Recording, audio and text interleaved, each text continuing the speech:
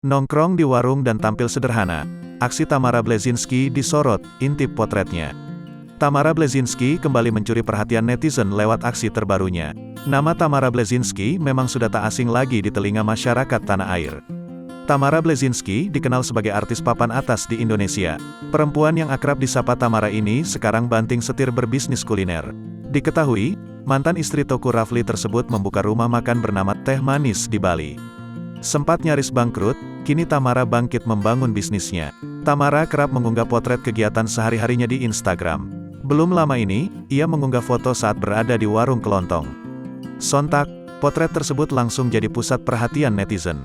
Dalam unggahan, Tamara terlihat sedang duduk di antara dagangan warung kelontong dan tersenyum ke arah kamera.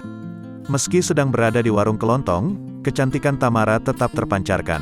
Sayangnya kolom komentar unggahan tersebut terlihat dibatasi. Hanya nampak beberapa komentar yang memuji Tamara Bleszynsky. "Miss you Teh Manis," tulis @Sinsky88. "Keren banget nih," tulis @Adi6605. "Bu beli bumbu racik sayur lodeh dong," tulis @Hariju78. "Cucook," tulis @Natnis. Diketahui, ibu dua orang anak ini lebih memilih tinggal di Bali. Ia betah hidup di Bali bersama putra bungsunya dan membuka bisnis kuliner. Sebagai public figure, Tamara memang kerap jadi pusat perhatian netizen. Tak heran, jika sosoknya memiliki banyak penggemar.